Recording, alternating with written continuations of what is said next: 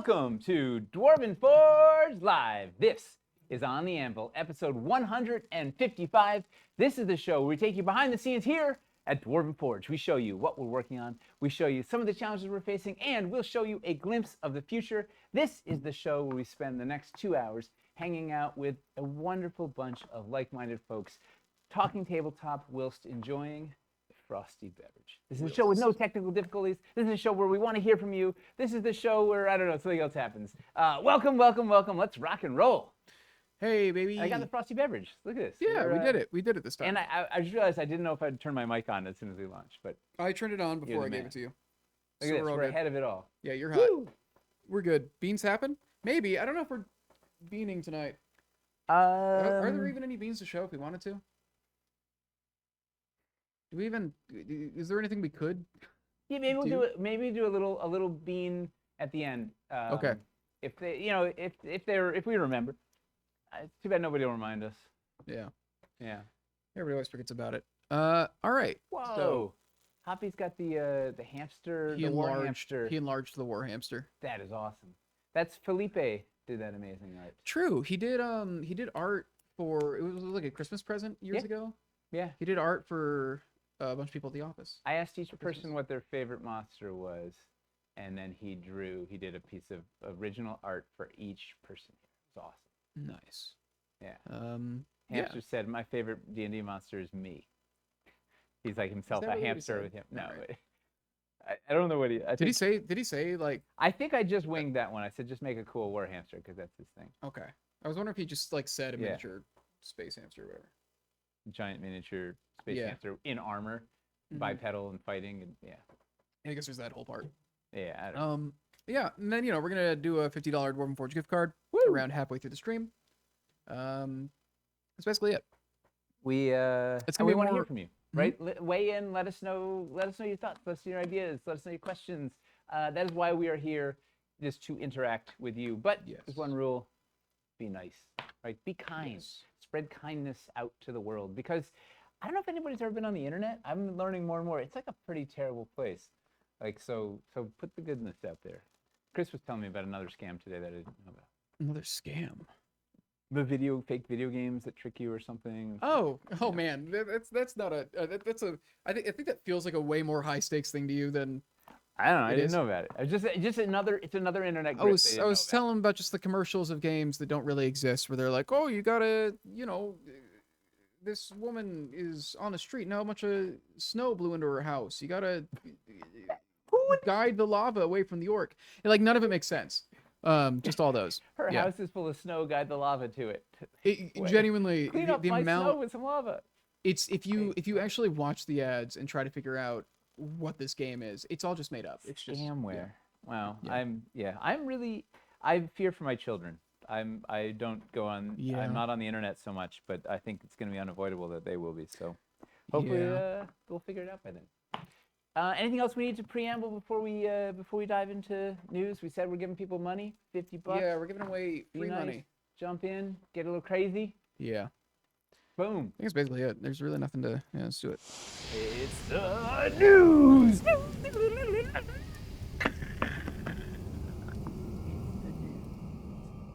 Hey, Chris. What's up? What's in the news? Oh, let me bring it up. Let's see. Does anyone know that Chris is funny? Like, he's got, like, this is all day long. You understand? Like, he's always got a little zinger. I didn't even think I did anything. Button on the zing machine. I didn't even think I did anything funny there. I also just got caught off guard. Timing. You knew I was going to say, but you said what's up anyway. Like you said. Oh, that's fair. Yeah. Okay. But he may not read on camera on the show. He's not funny, but in real life, he's really funny. Doesn't really read on camera or in person, but it's in there. Yeah. It's the real deal. So we got a couple things. First off, what we're doing today is we're building for. He's working on one of the builds for Adepticon. We're going to Adepticon at the end of this month. If you haven't been to Adepticon before, it's very fun. It's one of my favorite conventions. It's very focused on skirmish games for the most part, wargaming, but there is still RPG stuff there. You will find people doing D&D stuff, but it's great because like there's so much terrain there, and almost everybody there is focused on terrain. Like next level, It's one of the only conventions we go to where we're not like one of 3 companies who do terrain. Yeah. It's fantastic. And there are people just scratch building all these amazing things. Like it really is. there, like Chris was saying, it is the energy at this show is so good because the vast majority of people there have created something to bring to the show, right? They have painted an army, or they built a board, or they just like there's this sort of this excitement to share the stuff, getting excited about other people's things, and there's just so much stuff to look at. It's very tactile, it's really something. It's very much a hobbyist convention. There's Yeah. a lot of painting classes. It's Yeah. Almost everybody there is involved in, again, just like the wargaming roots of all of it. Yeah. So it's a really fun convention for that Very reason. hobby. Everybody is very handy. Like they understand. It's like you don't have to explain our stuff to people. Like No. they already get it. They're like, No. Yeah. Yeah, It's a good one. and- 311. Come to 311. Yes. If Um, you're in the Milwaukee area, it's there for the first time this year. It's been on the outskirts of Chicago for I think as long as it's been around, but this is the first year they're doing it in Milwaukee. So I'm kind of excited to see just what Milwaukee's like. I've never been in that area Yeah. before. Neither what K. We got to go to a brewery over there. Go to what? Burrito? A brewery. Wow, I really struggle with that word. That doesn't work with me. That doesn't work with my accent. Hey, you do that with a Brooklyn accent. Brewery? Hey, a brewery.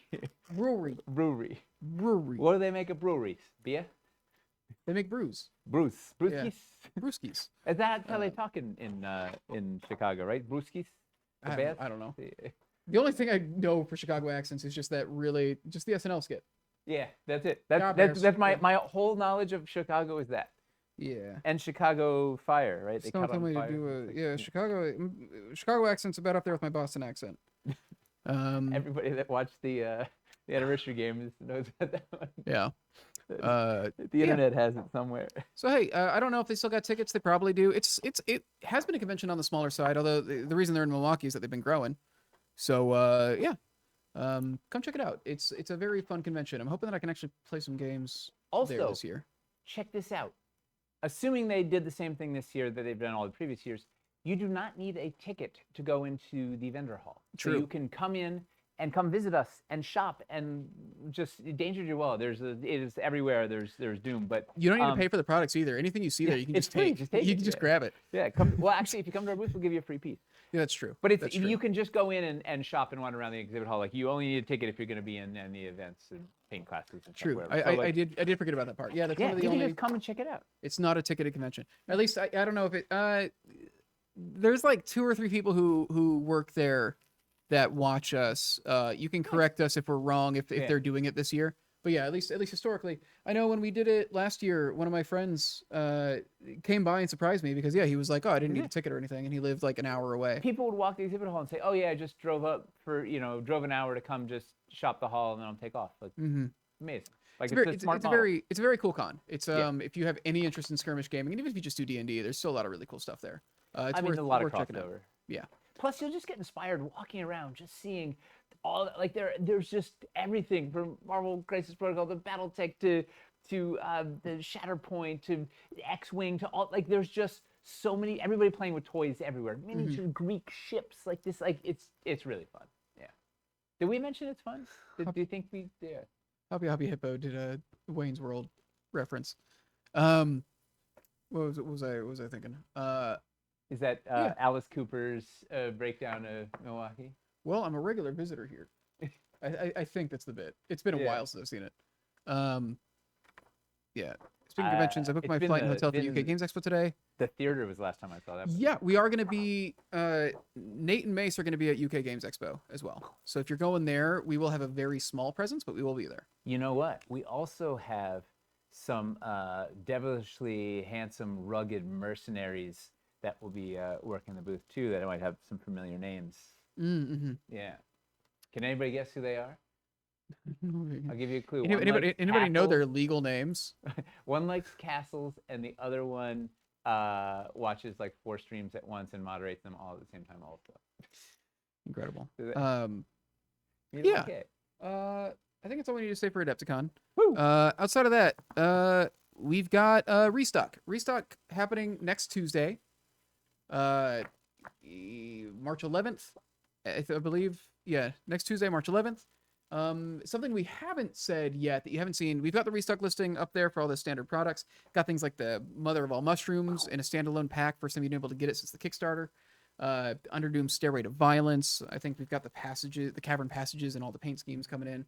On top of that, we've got somewhere in the vicinity of 125 different individual pieces being added to the individual piece store. That's a lot of It pieces. went very well when we tried it out last year, and we did like the factory, just the overflow pieces that they had. So I think we actually did a production run of some stuff that we thought people might like and things that were feasible to do as individual pieces. So Jay was going through and getting that all loaded in. So that's going to be added to the listings soon. Hopefully tomorrow that'll be up for browsing as well. I'm going to be sending out an email once that's all there. So on top of like the 40 something sets that are going to be part of the regular restock, we've got a bunch, literally over 100 pieces. I guess more around 60 if we're talking about painted and then unpainted. Any spicy individual pieces? It is a long list. It's longer than I expected. You know, that's going up shortly though. That list. Yeah. So you can. Why don't you you can peruse it and find the spice yourself. Mm-hmm. You know, the moral of the story though is that our the individual piece store turns out it's been a hit. Yeah. Mechanic. Teaser highlights. It's a, like I said, it's a very long list. I know the standard dungeon door frame is in there. Woo! There's a lot. There's just a lot of pieces in there. That was The your list will be spicy up. The list will be up very soon. Yeah.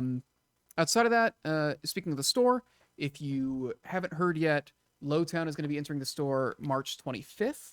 That is also a Tuesday. Are you noticing a trend here? Also at Yeah, noon? we're trying to do Tuesdays at noon U.S. Eastern Time. I did get the numbers for what the stock is like. It is going to be less than a standard restock for all those sets, but it is around twice as many sets as we had for Wildlands, around twice as much stock. Straight passages. I don't think it's straight passages. I think the individual piece store is generally dealing with smaller pieces. But that list will be up soon. Yeah, you can peruse for your hits. Yeah, for Lowtown, like we're talking in the vicinity of like 100 to 200 for most of the sets that we think people will want a good amount of those. With the glaring exception of the districts and landmarks are very low. Some of them are not even going to be available. Yeah, districts and landmarks, because they're made up of component sets, we tried to not order overages on them as much as possible, so it will just be a handful of like landmarks and districts. But the component sets, we tried to our price is going to be higher. They're going to be higher than in the campaign. Yes. We'll have that page up for preview soon, so you can see just how much the price went up. I'm not entirely sure what the pricing is. Is it possible to combine shipping from the restock with the cult release? Yes. Contact customer support and let them know to hold your restock order. That is why we are doing the restock earlier. Well, I guess it's not like the only reason why. But if you're overseas in particular, or if you have like a special reason for needing to hold on to it, let customer support know, and they can hold it and combine your shipping with the cult order. Yeah, especially just for overseas. It takes time, so we're not, we're not advertising it as a thing that we can do for like everybody every time. But if you're overseas and for situations like this, we'll do it. If you have a need, don't be afraid to reach out and ask. Yes. Right. We have a bunch of folks that are there to answer your questions, and we'd love to help people where we can, when we can. So like, worst case we'd say is, we can't for this one or whatever. Or maybe there's a threshold. Well, if you order this much, we can do it for you or whatever. But generally, wherever we can, we will look out for you. Mm-hmm. Hey, did we say that we shipped off all the Lowtown? Oh yeah, Lowtown shipping should be. Speaking of Lowtown going in the store, deal. Lowtown shipping, everybody should have their shipping notices by now, except for like a couple like holds where somebody was like, wait to ship this until I get back from vacation or something like that. Or everybody, there were a couple of people wanted to combine it with something like with store orders or something. So everybody, if you haven't gotten, everybody except for like those a couple of those edge cases should have their shipping notice by now. If you haven't, please reach out to customer support. We will figure it out. Yes. If you ordered just a tote bag, some of those still haven't shipped. Yeah. Just a tote. But I'm pretty sure if you got just a tote bag, you're probably not too invested. You're probably not watching the show. Anybody watching the show that just got a tote? Anybody? If we delayed finalizing Dungeons Reforged until we received all the cult, should we now finalize our pledge and game pattern? Will we need assistance to complete this? I think you can finalize your shipping. If you want to add any more to your pledge, you'll have to contact customer support. Yep. If you want to change your pledge, you have to do customer support. But if all you need to do is finalize and pay your shipping, you should be able to do that yourself. Yes. But worst case, if something's not working, contact customer support, and we can do anything on the back end manually like that. So yeah. Any news when we'll receive extra long pegs for Colt? Can't finish construction of my guard barrack scaffolding without them. We need to do the production run and then package and ship them. So I think it's probably going to be at least a month or two Which thing? for the long pegs that we're sending out.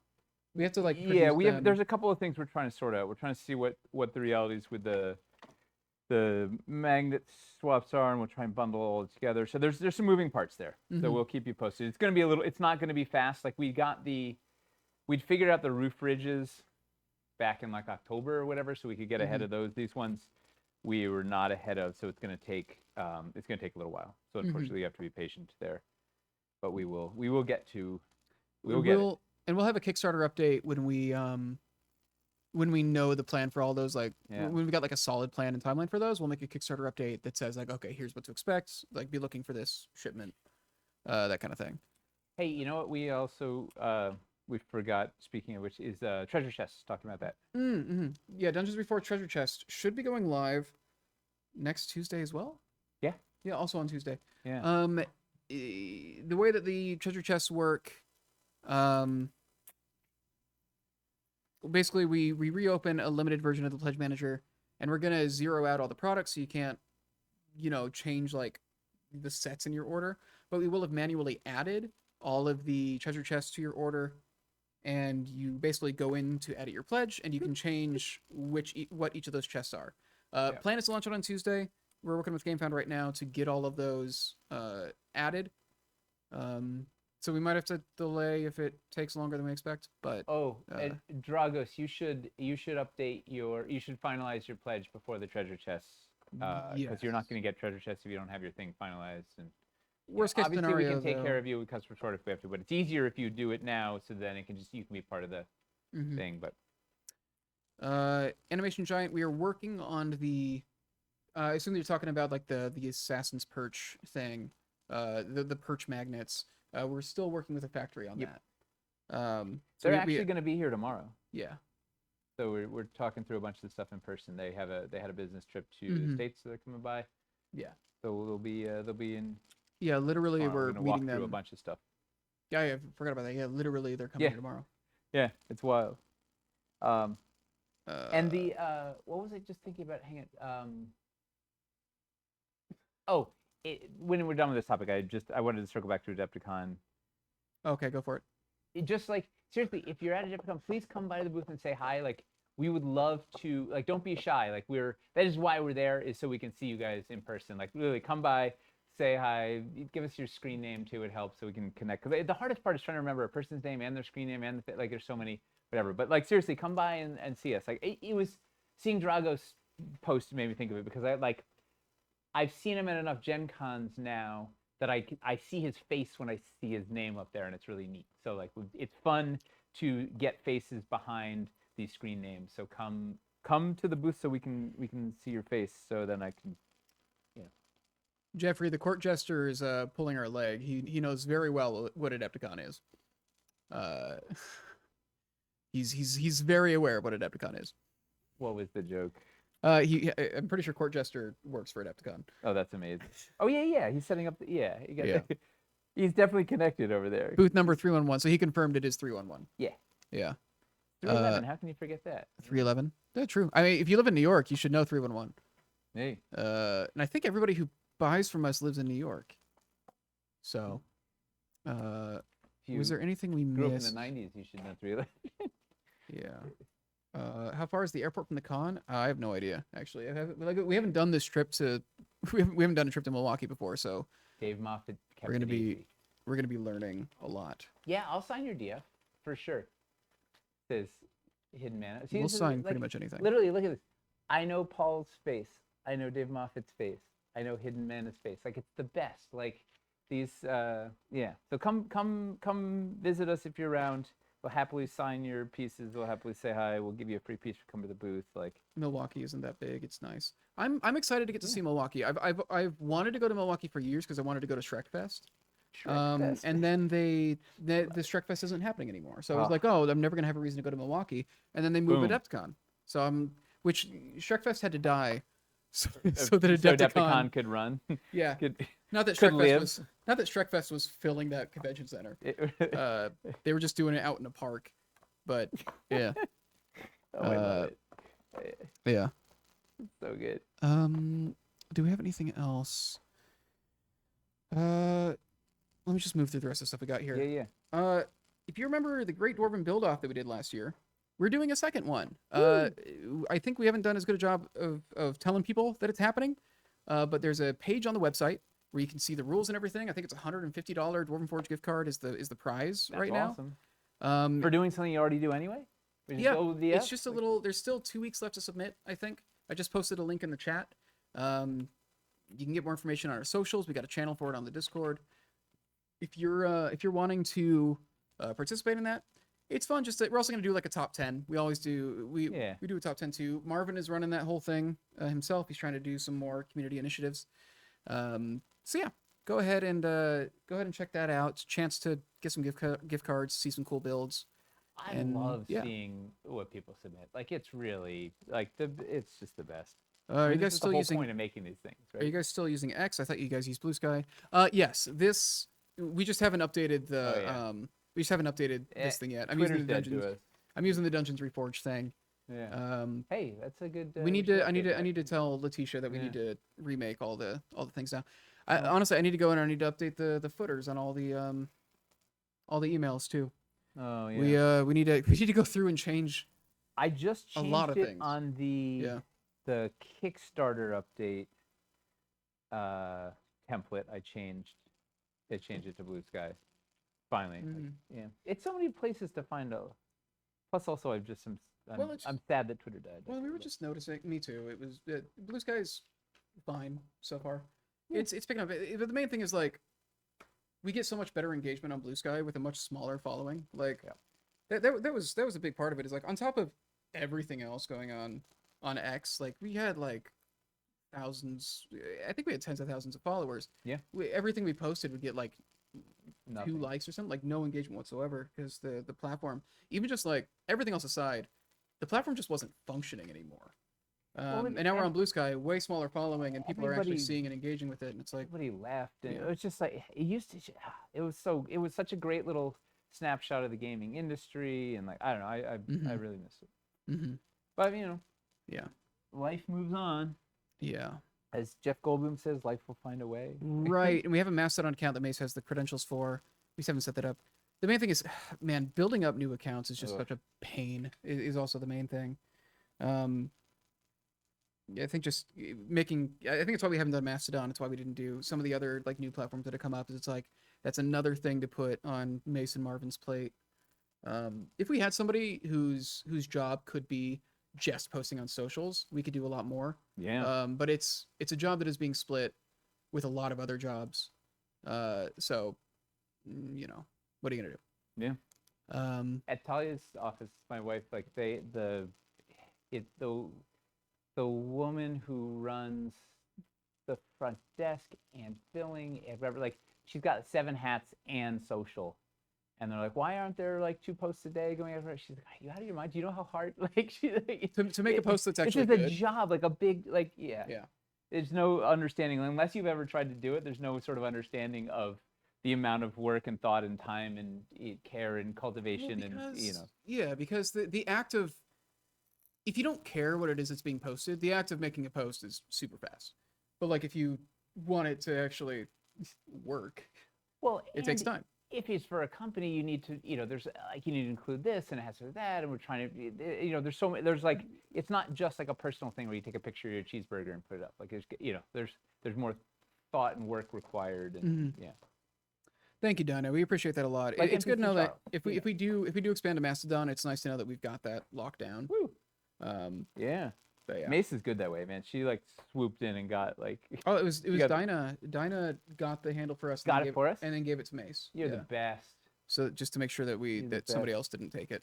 That was my. Could have been that crypto account. I had Nate Taylor at Twitter.com, and I'm sad about that.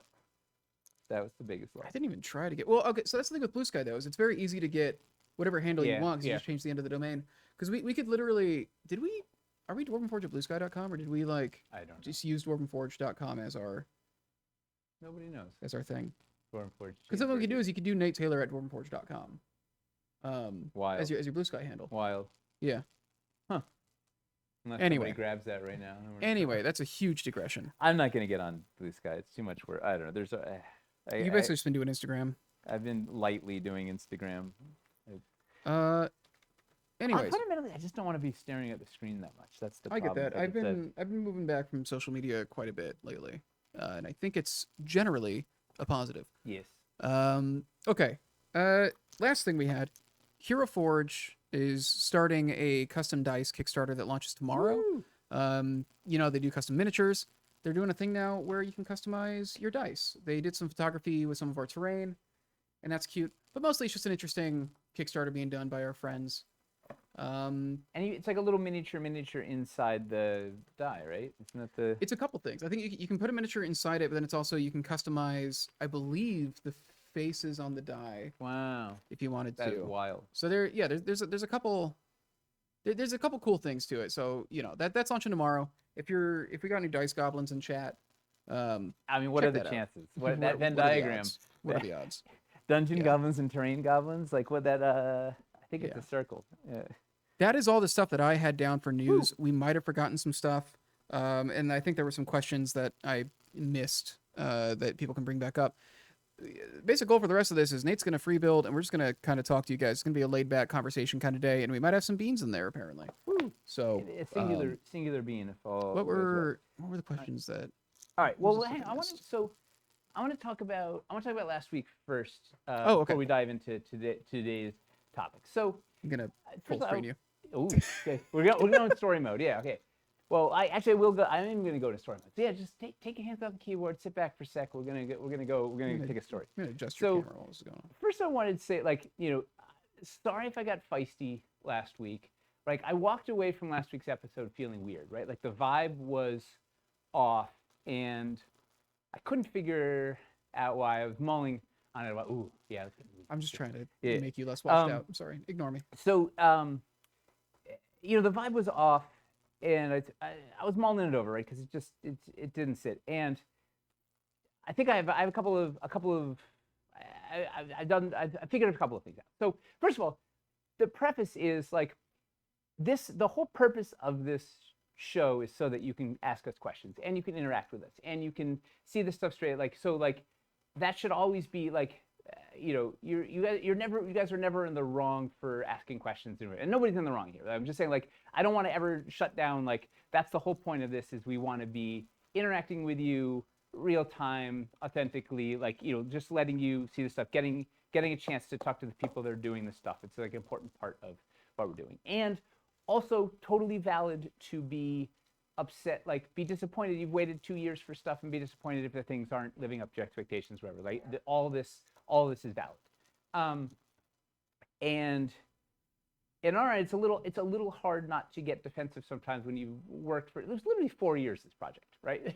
It started right before Wildlands ended. We were sketching out, and then it ran up, and it ended up taking 2 more years to fulfill. But it was like 2 years of development into 2 years of things. So it's on our end like 4 years of busting our humps to make the best thing possible. It hurts if people are disappointed, right? That's just the thing. It's hard not to get defensive on it. But what I was the root of, I think there were 2 things at the root of why I was feeling weird last week, and it's gonna be like a long time. So number one was we're gonna have a long story to get there. So in the olden days back when the world was black and white, I used to work in commercials, in advertising, and I edited big TV commercials back when that was a thing, and that was a terrible world, right? Because I mean, there were some wonderful artists. I got to do some really amazing things, but like fundamentally, advertising, and I'm specifically talking about the agencies and the clients, like the post houses and stuff was amazing, and the production companies, like all that, it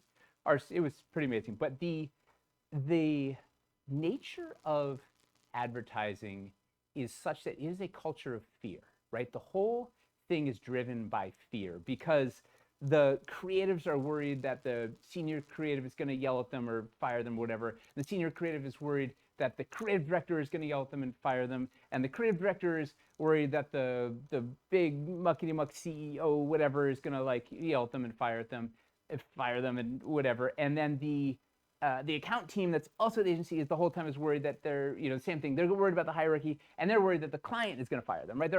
I can't tell you how many spots I worked on where they're like, we're gonna lose the account if this doesn't work out. Like we're all gonna get fired. We're gonna lose the account. And like every spot, like how many times are you gonna lose the Pizza Hut account? It's been like, but anyway, it was like everybody's always worried that they're gonna lose the thing.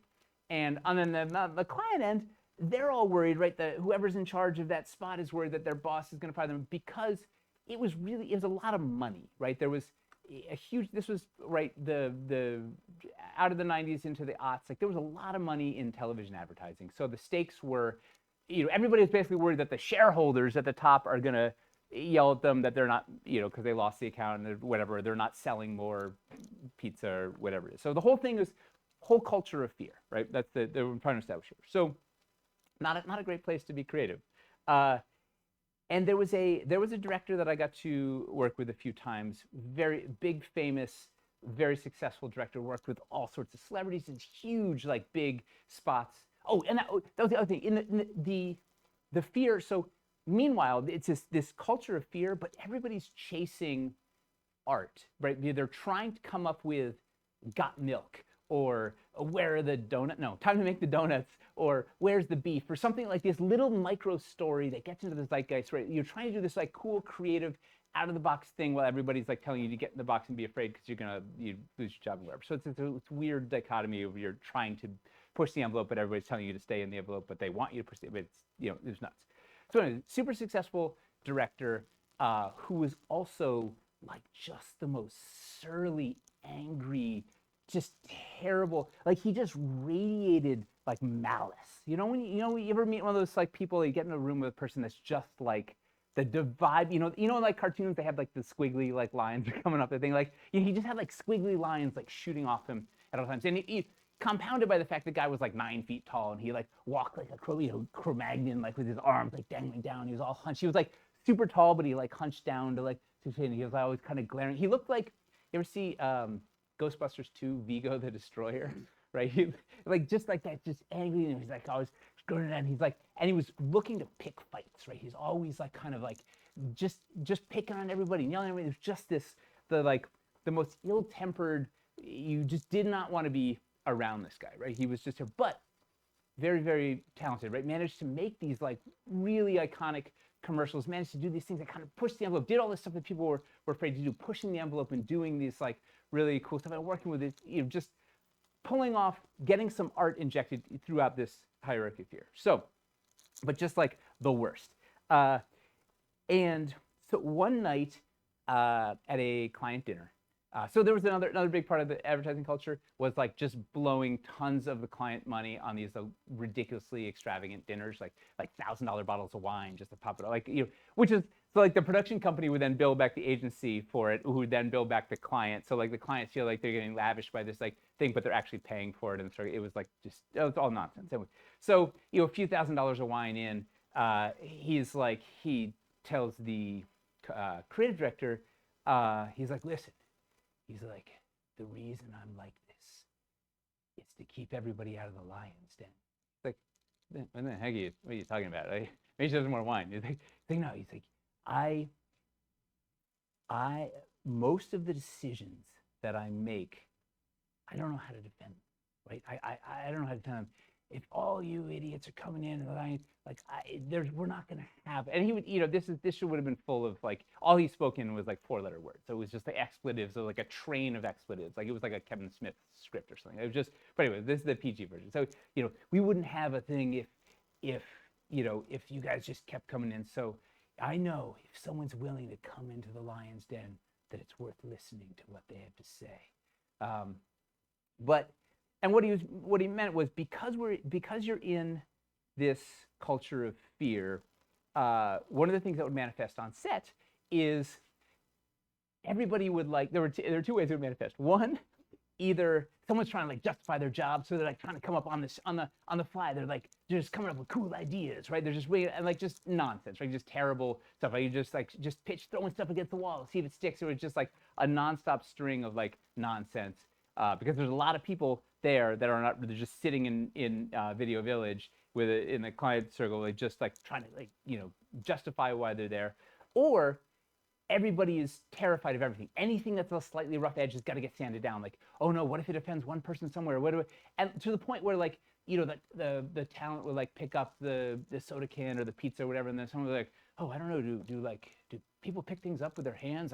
Is this they're literally second guessing, like just like absolute nonsense, because everybody's afraid they're gonna get fired if this spot doesn't work. It's whatever. So there will, in many sets, it'd be just like this nonstop string of people going to the director and be like, I don't know, why is he wearing a green shirt? Do people like green? Is all this stuff, and it's just like impossible to be creative in that environment. And what stuck with me, why this story, like 20-something years later, this story stuck with me, is that the fact that this guy was the top of his game didn't know how to, or wasn't equipped or wasn't ready to defend his choices was interesting. And after I directed a film, I kind of really understood it. Is you were making the choices you're making are a series of compounded decisions, right? Where there's, by the time he gets to set, he's already made 100 decisions about, like, the reason the guy's wearing the green shirt that now someone's worried about, whatever, is there's a whole series, right? You're working with the wardrobe person and the thing, and you're trying to evoke the feeling of this, and like there are 1,000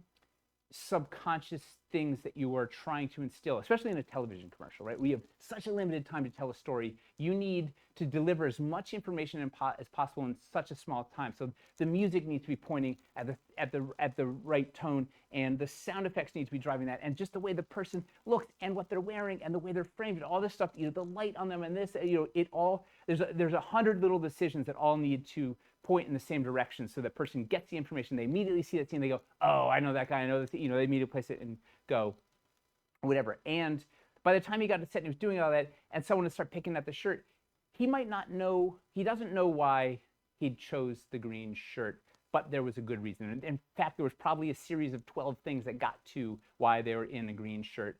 And sometimes he didn't know. Sometimes it was instinct, and whatever. So that's the long story to go around and say, our design process is very similar, right? By the time we're here, 2 years after we've run the campaign, it's somewhere between 2 and 3 years after a series of the decisions that were made that we're doing it. I can't defend all of the decisions we made at this point because I don't remember all this stuff, right? There were a dozen decisions made to get to this thing, and they all built on each other, and it was, we're meeting 1 or 2 times a week, going through all this stuff, making all these choices. Like, it all builds as like a snowball, right? It builds up, and you don't necessarily remember what's at the center of the snowball, nor all of the things along the line, but you do get to the snowball, and then we sell the hand sculpted snowball. I don't know, whatever, but like, stuff. So I don't know all the answers to all of the reasons that we did all of the things we did, other than I know it was well thought out, right? We spend maybe sometimes too much time thinking about this, designing this stuff, iterating, testing, trying to make it the best thing it could possibly be. And sometimes it's not necessarily a logical, like, sometimes it's instinct, right? Sometimes it's just, okay, as the whole thing, it needs to feel like this. So it was a gut instinct choice based on what the whole thing needed to feel like. So I don't necessarily remember why we did it, whatever. So that was sort of reason number one that was feeling weird, is I'm trying to kind of like litigate some choices from like 3 years ago that I don't even remember, but I know that we think about it like everything we go, like, it's kind of outrageous the amount of time. It would be a lot. We'd probably make more money if we didn't spend as much time thinking about all the stuff that we do, but it's part of our process, right? Because at the end of the day, we are trying to deliver products that we're trying to make the best thing we can, right? We want to make sure we're not making stupid mistakes. We want to make smart mistakes or new mistakes, not the same old mistakes. And so then the second thing that I think was why I was in a weird headspace was having discussions about a thing being off by a millimeter and whatever. Like, first of all, to preface this with, obviously we want your pieces to work. Obviously we don't want to deliver pieces that don't function or are stupid. It's supposed to be 2 inches and it's 3 inches, and where, like, we don't want to have radical problems, right? So that, like, I'm not trying to, like, make excuses for that, but the sort of debating about a thing being off by a little bit, or something's a little it's not square, or it's whatever, is we're having the wrong debate. It's a little like debating whether the pencil we're selling you is sharp enough to be a weapon. And you're like, well, I think it's a little dull. And I'm like, well, maybe if you aim for the eye, it'll probably, like, that's the wrong discussion, right? Like, the pencil is not designed. The pencil could be a weapon, right? You could, and if you aim for the eye, it might work better. But, like, the pencil has a purpose where it's a tool to let your creativity transfer your creativity from your brain to the paper, right? So these pieces, while we're trying to make them relatively precise and we're trying to make them all fit and everything to work together, fundamentally, precision is not our end goal, right? The end goal is emotion, right? So what you're trying to do with these pieces. So as a dungeon master, very similar to, we're going back to the film director guy, right? Similar to the film director, a dungeon master is making a whole series of decisions, right? You're trying to point your players towards an emotion, right? We're sitting down at the table, you're engaging in this age-old storytelling. That, as from the dawn of communication, storytelling was there. As soon as people could figure out how to communicate, stories were happening, right? So you're engaging in this process of millions of visuals, sitting down, sharing a story, sharing moments, creating memories, creating emotions, and that's all based on emotion, right? At the end of the underlying thing under story is we want to share emotions. We want to share, and we want it to feel real, right? You want it to resonate.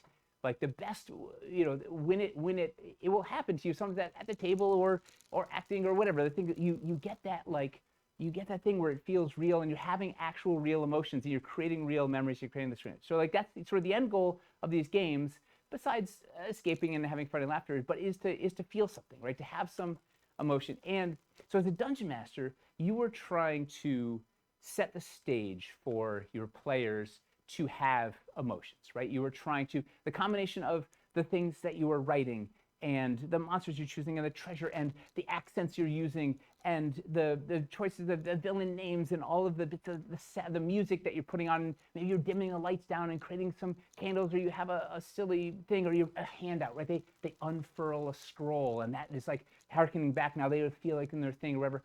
Or perhaps you're putting a huge build of some wonderfully hand-sculpted, hand-painted terrain on the table, but you're trying to you're trying to give all these cues to your player to have emotions, right? And our pieces, I mean, obviously, they're toys and there's stuff and whatever, but the purpose of it, why you're putting this together, is you're trying to set the stage for a story that will resonate and be emotional for your players. And to do that, it needs to feel real, right? Like, it needs to, like, you could do it with Legos, and I'm sure people have them, whatever, but Legos have their charm. They're amazing, right? The Legos are great things, but they are stiff, they're not real, right? They don't have humanity to them, right? So we're trying, so these pieces they are not Legos, right? They are not precise. They are imprecise because they are trying to have some humanity, right? They're a little imperfect, just like the real world. Just like go out to every road or every building or everything in this room, like this thing is wrinkled, right? This, like, stuff, like, everything is a little, like, imperfect. So, right, that is in these pieces, right? There's a piece of humanity, that there's the essence of the sculptor and the painter and the designer, and all this stuff is in here, right? And we're trying to make sure there's some humanity in these pieces, right? And that they are a conduit for, so when you see it on the table, subconsciously it feels real because you feel there's some soul in the piece, right? And sometimes that means there's a little piece of moss on there because it felt more real, but that pushes your battle board back a millimeter, and that is an unintended consequence, or it's a thing it's an unfortunate byproduct of trying to get the verisimilitude in there so that people can be dropped in and immersed. So we're choosing to inject humanity, emotion, reality into these pieces by having them be imperfect. And obviously, we're not trying to deliver crummy pieces that don't work, right? We're not trying to make pieces that aren't perfect, but you're never going to reach perfect, and you don't want it to be perfect, right? You don't want it to be computer perfect. It's not made by AI. It's made by real people by hand with this analog process that has some imperfections, and that will read when you get it out on the table and it's there subconsciously. You're creating this palette, this the stage where which then your players can invest emotion and drop into this thing, whatever. So it feels like we're arguing about the wrong, or not arguing, but trying to explain the wrong, like talking about the millimeter off wherever is the wrong discussion to have. It's like, hey, does this seawall feel like it's old and it's weathered and it's held up here for 100 years and it's only thing like, is it going to tell a story? Is this going to be a thing to tell a story? Like, that's the discussion that we should be having, or that I want to be having, not like, well, why is this thing off by a millimeter or whatever? And then there's another one that was like, I'd love to think of 10 ways if the lip is bothering you, there's 10 creative ways that you can work around that. I didn't even think of yesterday, you could flip the door upside down and it'll open, or put it there's ways to solve, rather than say, oh, you gave me these pieces that don't work. It's like, just like D&D, we wanted to give you creative problem solving, figure out how to make the pieces work to tell the story you want. So I don't know. I don't know if I got to the point, but those were the two reasons why I think I was feeling off, because I was in the wrong space. So anyway, so don't hesitate to bring up questions. Don't sorry if I'm getting snippy. It'll happen from time to time. I am a human, but that's sort of where my head was at, and that ended up being a monologue. So yeah, hi. What do we? Did I answer everything there? Did I even start? I don't know. Talk for a bit. I think that, so one thing that we actually do want to bring up, particularly around the precision element, is we were talking about how, especially for people who are newer to Dwarven Forge, the discussion around I guess what precision means when it comes to our material. Yeah, that's something that we want to set clearer expectations on, because one of the things that we saw coming up was things like, these things have been more accurate in the past. I don't think that's if you back the original KS3, the original cities, stuff didn't fit together this well. But I think, especially because of just the kind of campaign that Lowtown was, I think there was an expectation that when we say something is going to be 38 millimeters, that means that the pieces are going to be 38 millimeters on the dot, and that it's important for them to be 38 millimeters on the dot for them to function. When the reality is, while we're using that as a guiding height, that is what we're targeting, the nature of the material that we use means that we don't get that precise of a level of control. And so our design process isn't, this needs to be 38 exactly to work. It's that it needs to be within a certain amount of tolerance around 38 for it to function the way that it's intended. And it needs to feel like the thing that it's doing, right? That's the thing. We will favor emotion over precision. Mm-hmm. That's the big driver. And the pieces have always been a little off. That's part of the charm, right? That's part of what we're. And it's also a reality of the material that we're making it in. We could switch over to ABS and have a lot more control over everything being 100% precise, but then we lose the durability. We lose. It doesn't feel right. Yeah, we lose the heft. It's too stiff. It's not, it's not right. And this, obviously, this stuff is expensive, and you have to wait a long time for it.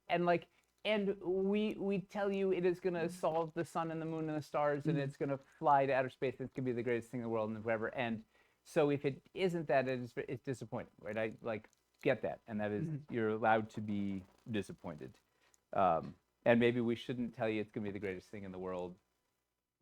It's going to be the greatest thing we can make it be, but yeah. To that point, we're working on language to have in future campaigns and stuff going forward that kind of explains the material and explains what to expect when it comes to between handcrafted versus Lego.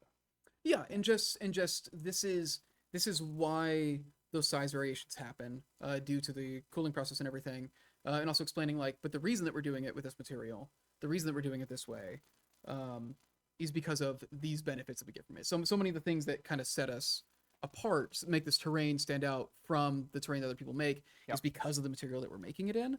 And so we feel like those benefits are worth the trade-off of having like exact, like to the tenth of a millimeter precision It over its captures sizing. it captures it it maintains the essence of the piece as well, right? It is the dwarvenite is the best way to translate that original master sculpt and all of the detail and all that passion and all that stuff. Like it feels right in the hand. It's hard to describe also, right? It's just that it's a another instinct thing, right? It just feels right. Like anybody that got any of the like we made that 8x8, that ABS 8x8 castle floor in the original castles, and it didn't feel right, right? It didn't look right. It was a little stiff. It just didn't feel like Dwarven Forge.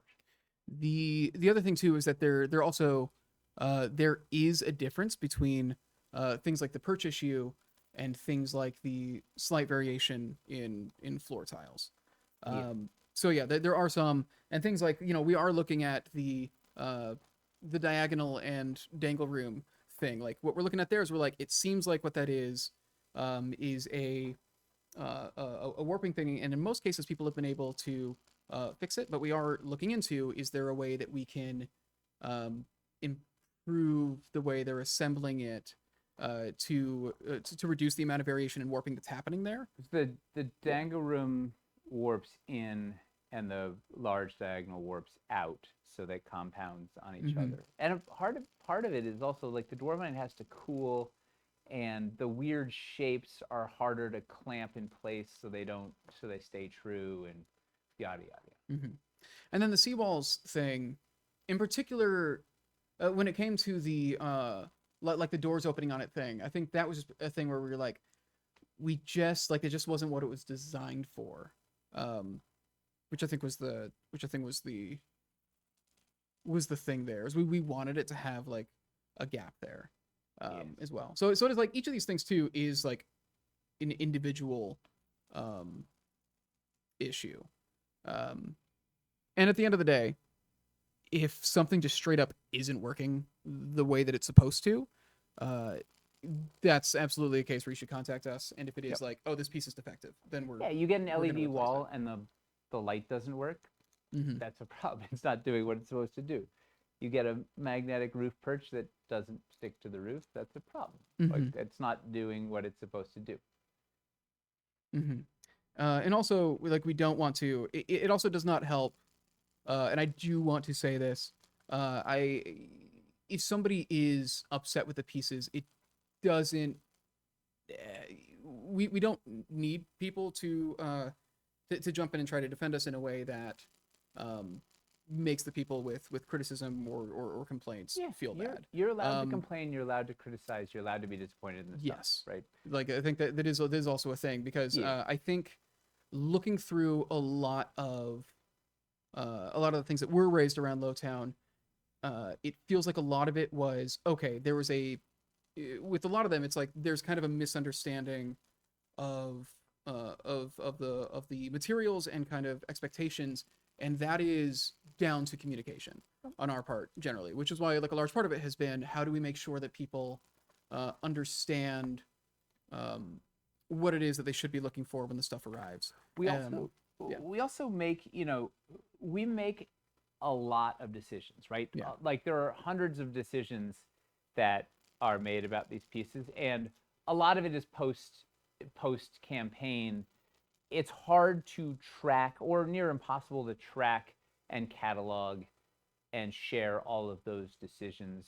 There are definitely things we can do a better job of. We'll never be able to give you, because a lot of them are imperceptible, or like you didn't even know it was the other way. Well, like but it's very, very, very difficult to get, we're never gonna be able to capture all of that and get it into every single update. But there are certainly things we can capture better. And there's certainly, there are things we are working on in our process to continue to improve the precision, right? We're not trying to make pieces that are off size or that don't fit or whatever. Like we're trying. we have the most dedicated, hardworking team you can imagine, right? Everybody here is thinking a lot and working hard on all of these things, doing the best we can, and continuing to improve. Like Chris was saying, like if you track the trajectory and quality of the pieces from the first Kickstarter to where we are, there has been constant improvement, and a lot of that improvement is thanks to feedback and criticism and notes and disappointment and stuff that we've gotten from you guys along the way, right? We always are soliciting that feedback because we want to improve, right? Even during the campaigns, we try and make it better. And then when something when something delivers and it's not, people are disappointed with it, we take that to heart and try to not make that same mistake on the next campaign. We'll make new mistakes, but we are constantly working on improving our processes, and your feedback is a big part of that. Yes. So, I don't know. That's basically it. We're probably at this point talking fairly. We've probably been over all of it, but I guess the main thing is, please don't be hard on people who have issues with the product. Let us talk to them and figure out what the issue is. We do want to investigate anytime people have an issue and try to make them feel better about it. Sometimes it is just going to be a case where it's like, okay, this just isn't working out for whatever reason. This just isn't like what somebody really wants out of the product.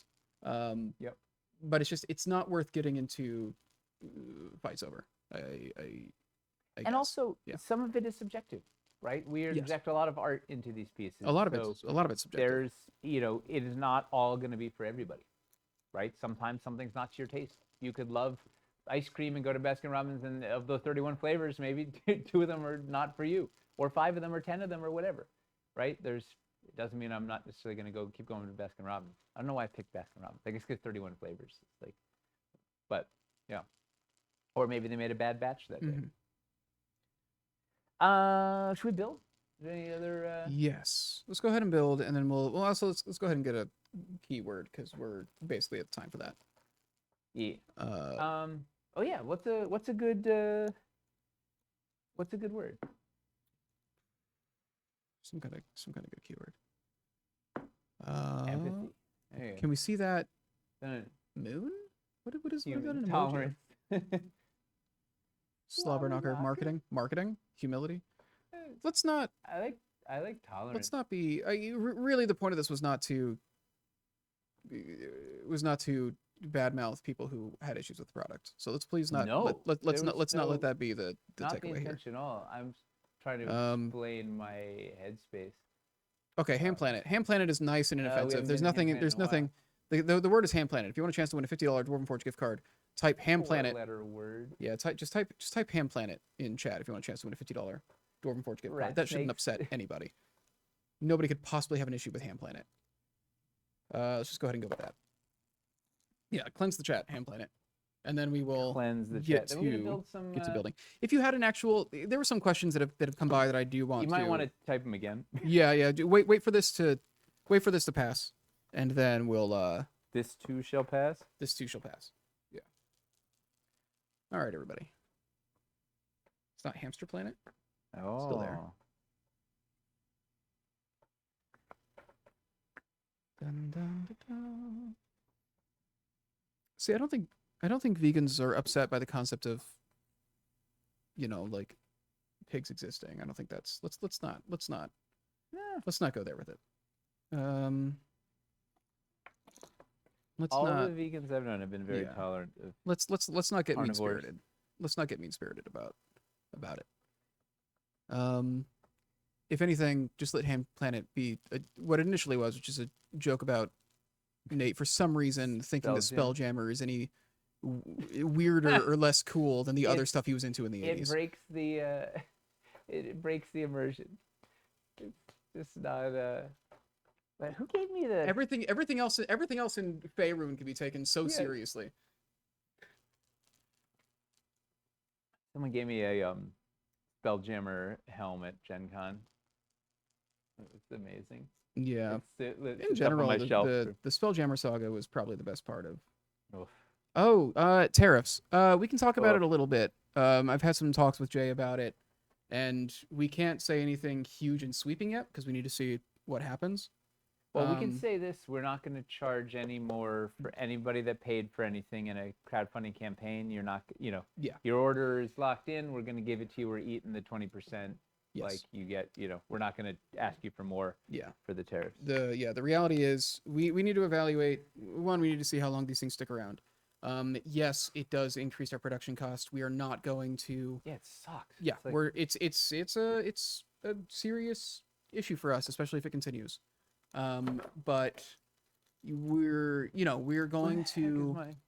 From what we said, if you backed Starforge or Dungeons Reforged, you were not going to get an extra charge for that.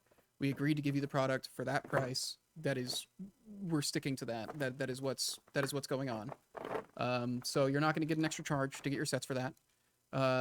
It will make us have to increase store prices more than we would like. We're not wanting to increase everything by the full 20%. Nope. We're just, the main thing is right now, Jay is trying to figure out what can we do that keeps the company healthy without screwing over customers. So we don't have exact plans in place yet, but it is something we are watching. What we can confirm is you're not going to get extra charges for crowdfunding campaigns that we've already done. So that's as much as we can commit to currently.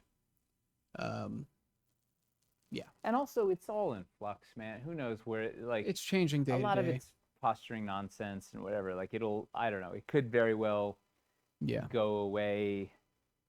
Like this container that came through, we still haven't gotten a tariff bill for it. This is the last restock container. So like, there seems to be a lot of chaos. Like UPS doesn't know exactly what's going on or whatever. So like, there's that thing where they're saying like they just stopped delivering packages for a while because they were like trying to. Yeah, no, there was not a real plan around it, or the protocols aren't in place yet, whatever. So it's a lot of, Yeah. It who knows what's gonna happen. We do know we're not gonna charge you more for any of the campaign stuff. It's unclear. We're still figuring out what we have to do. Expect that store prices will have to go up. I don't know if it's going to impact the Lowtown store release or not. Before we do any kind of price increase, we will tell you. Like we will announce it beforehand. We're still not entirely sure what the approach is going to be, but our goal is not to do like a flat 20% increase. No. But we need to make sure that we don't start selling at a loss or anything because of this. So we're evaluating basically. We'll see where it goes. And I'm sorry, probably going back to this, the pre-giveaway discussion of the point of my little monologue there is not to wrong anybody that's asking the question of like, should this be off like a millionth or whatever. Like those are all valid questions, right? But I was trying to explain my mindset of where my head was last week to why I felt off, right? Because I felt I was in the wrong like discussion. Like ask those questions, be like all that stuff is about, you're allowed to have all that valid stuff, right? This is not, I'm not wronging or shaming or anything like reprimanding any of that. Like bring all that stuff and bring it all in.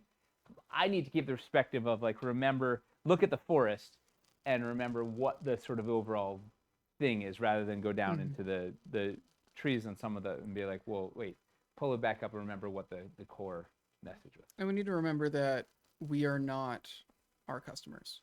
That is true. Our customers do not have all of the insight and exposure to what goes on behind the scenes that we have. And sometimes the internet certainly thinks it knows what how everybody does everything wrong, but yes. And they also, we're not looking at our terrain the same way that a customer would. Yeah, we're in a very different situation. Not as the end consumer. I mean, obviously, we're also looking at it as the people who use it and play with it, but not like it's a wholly different experience. I know your experience is valid as well. I know it's not feasible. So worried about not bringing the molds home. Here's the thing: to bring the molds over here and try to do production here, it would increase production by way more than this 20%. Well, like just getting it out. I mean, it's even if we could move it, like it would cost us. It would bankrupt us trying to move all the molds. well, and another thing too is even outside of that, another It's thing too that people much. don't really consider is something that Jay said is like we would have to basically start our own factory. Like the factories to do this kind of work don't exist here. We would have to Yeah, no, founding it's not. we'd have to found and create Well, and staff and train our own factory. also Like the temperature and humidity are a big factor, right? yeah. So that like different batches of dwarvenite can cure differently based on the temperature and the humidity. So there's like a specific belt where it's the right temperature and humidity, and like there's a whole yeah. It's yeah, it turns out that's not how production works. So it's yeah. As much as yeah, we hear all the time like I wish you would bring stuff to Yeah, the it'd US be awesome. and there's just it's a very complicated thing and it's just not we feasible. couldn't even get. Here's the thing.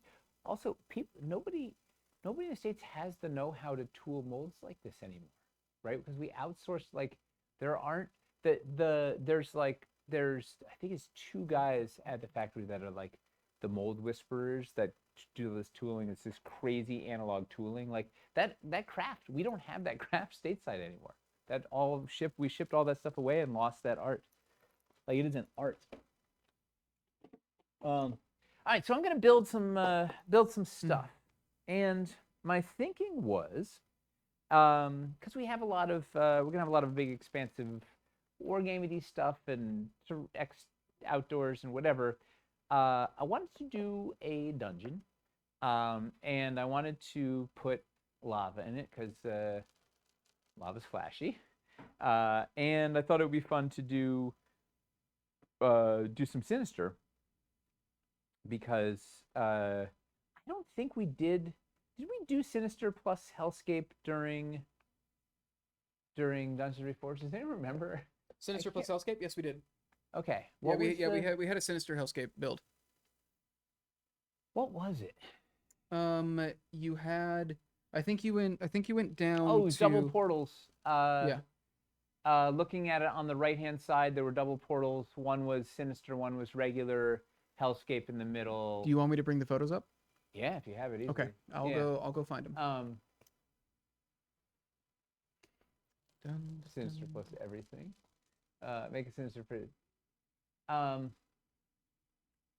So my thinking for stuff that'll read the goal is to get people that are like walking by before go, whoa, what's that? Get excited about the thing. And Sinister sure does that, man. It's a showstopper. So my thought was a kind of like a central magma pit thing, right? Some sort of rivers of lava and the like. With gotta have the acid furnace in here with some fog coming out, probably in the middle with like maybe some platforms going to it, and then gotta have the Demon's Maw in here. Probably put a Hellgate because once again, cool verticality. Yeah.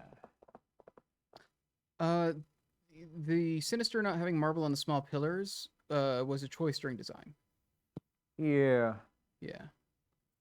It was. We were just trying. Like the scope had gotten so big, I had to cap it. But here's the thing: Sinister was very popular, and so we want to expand the offer, right? We want to put more stuff in Sinister as we go. So there's options for plenty of stuff along the way. None of the photos really showcase the Sinister and Hellscape. Okay. Mixed super well. Well, anyway, we'll do it again. We'll do it better gems. this time. We have the build gem photos. Jam. Yeah. What else would be worth Sinister Seawalls? It's Merc. It's not going to be a war game. It's going to be an RPG thing. Like, yeah, but anybody could fight here if they wanted to.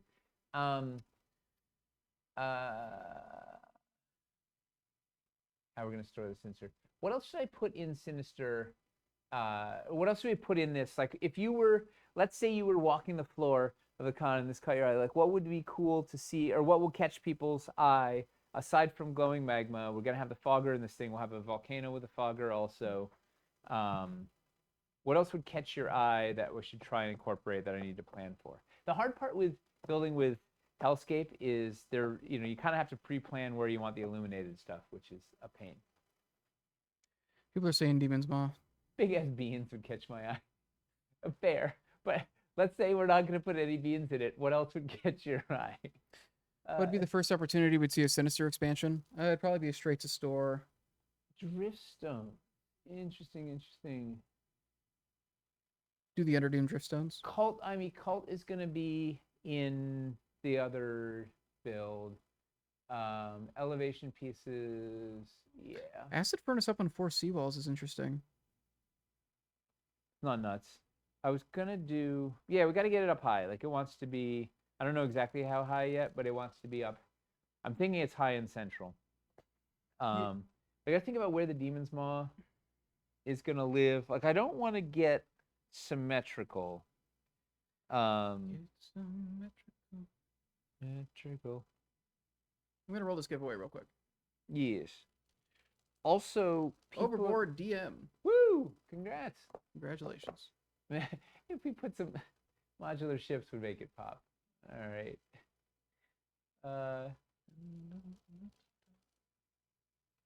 Demon's Maw, Bladed Ziggurat. Oh, I forgot the Bladed Ziggurat. Forgot it was a piece. Yeah. Over. Sister elevation. Lava low. Yeah. Overboard, don't say congrats. You're the one that won.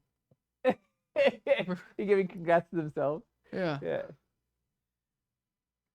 Oh, people are walking. Hang on, our booth is it's going that way. All right, so the wall is here. So that's kind of the hero. Camera side is the hero side. So that means that this is gonna be high. We'll put this up in the back. All right. Well, let's start with this. And I gotta figure out where the Hellgate's going. I don't know. Yeah, a lot of maybe the Hellgate goes. Do we do Ice Caverns plus Sinister? We did not, and that would look neat. I think it's the one we. I don't know if I'm going to be able to. It would look really cool. I don't know if I'm going to be able to get. I don't know if I'm going to be able to get Ice and Underdoom and Sinister all into one footprint because it's got to be 4 feet or less. We'll see. Yeah. In a convention setting, is fog visible if it's higher up, or can it develop a fog pool around us if it's lower? The fog will shoot straight up and look really cool. Mm-hmm. And it doesn't stick around on the table though, and we're not going to have the space to like set up like one of the fog monsters or something to make a fog layer. Yeah, we're not gonna have space for that. Fog monster? Yeah. If it even still works. I know ours were struggling. Ours were it turns out that reptile tank or humidifiers are really good apparently. Who would have guessed? Reptile owners, I assume. Yeah. Lava chasm through wildlands. The what through what? You should give out those little cups of ice cream with wooden spoons at conventions. Man, we really need to. I need to. We would just sit in the booth and eat them all. I need to get Hamster on making. But isn't giving away a piece of Dwarvenite better than ice cream? Or am I mistaken there? They're both edible. Like,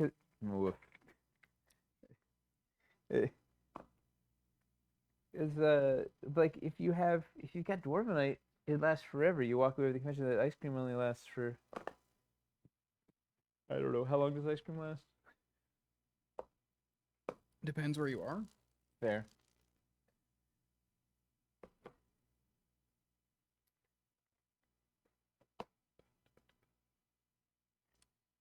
We got the kit in the cat tree, and she's What? Oh, cat. We got the kitten a Oh, cat man. tree, and Lose your she's mind. starting to explore it. Apparently, she's only going on the bottom layer so far. Which Oh, is cat tree. I think the cat treat. no. Oh yeah. No, she hasn't gotten treats yet. Oh, it's the. Oh, dude, they just start doing ninja parkour madness and like It's better. We're gonna just enjoy this period of time where she doesn't know they exist. She has no treats. idea that the Yeah. sensitive stomach food she's on is. That's it. You Not the- don't introduce anything She else. has no idea that it's That's not it. the best food in the world. That's the only Yeah. thing that exists. Let it be. You ever do custom paints for tables? Not often, because we want to show people what they can get in the store. Yes. Also bandwidth. Good question though.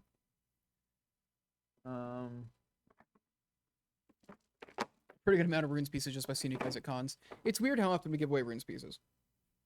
Huh.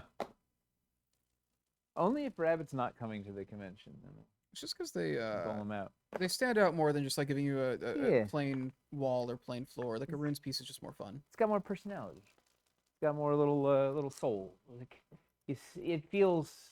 I don't know. There's there more a of way a to- story there. Is there a way to make the lava look like it's fueling the fogger other than just the pipe system? I don't know. Do we have any pieces that... Do we have any pieces? Do we have any pieces? Do we have what? Trying to see if there's any way to make it look like the lava's fueling the fogger other than using the pipe system. I think using the... I can't remember the names The of lava's it. doing what with the Terminals, fogger? the pipe terminus. Using the Starforge pipes to make it look like the lava is like flowing into the acid furnace and fueling it or something. Oh, that would be super cool. Yeah. I think I'm gonna do walkways with the Starforge catwalks. Mm-hmm. Right? Like they look really good. And they're narrow and like they'll look neat over They looked fantastic for the Shatterpoint build. yeah. It's a good look. Dwarven statue and Starforge pipes make a cool scene with Hellscape. Dude, once you guys have Hellscape, or once you guys have Starforged, we're gonna see some wild stuff happen. It's imminent. It's not on the water yet. Oh, but that's been part of the news. Yeah, we're very likely getting on the water this month. Like everything is. we're thinking about shipping. We're just waiting for a boat.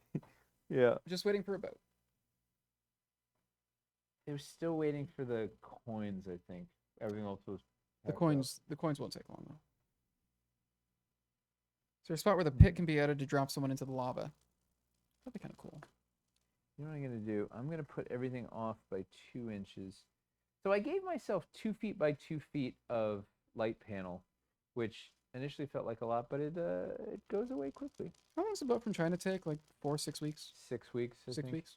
And then it has there's a couple of weird things that happen. One, well, okay, once it's actually on the water, there's the when it gets to dock, it doesn't always necessarily get in immediately, right? Sometimes it has to wait at port.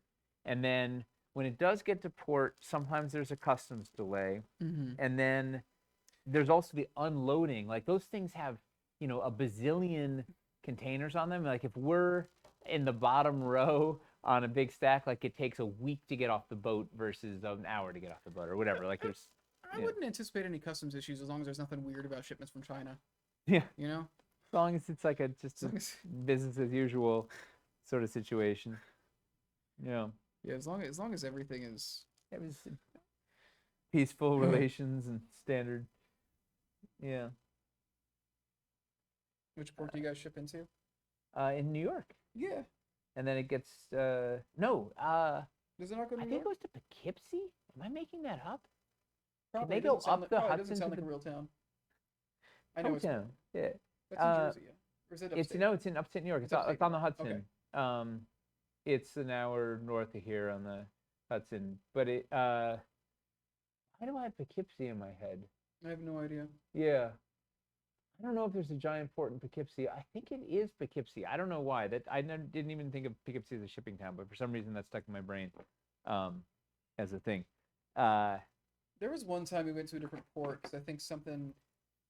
We ended up going to California when the canal was all jammed up. I think we went to Right. California because we couldn't get in on this side, something, and then it had to get trucked over here. But like fundamentally, I think it's Poughkeepsie. It's somewhere in New York. It's either Poughkeepsie Yeah, or New York City, and then Wicked Donut says there's no port in Poughkeepsie, but boats yeah. go by, or So then, boars go by oh, there, which maybe is there's terrifying. is there a there's a maybe the UPS. It might be that might be the UPS hub. I thought it was just straight up New York. Yeah, I think it I think it's New York Harbor, and then it gets trucked.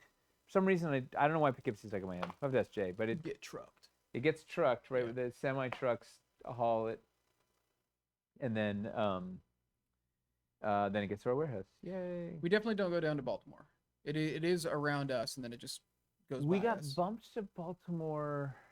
I think Or no, when when the accident, when the container collapsed in the Yeah. wildlands, yeah, we ended up. that one got bumped to Baltimore. Was it Baltimore? Or was it went somewhere down south?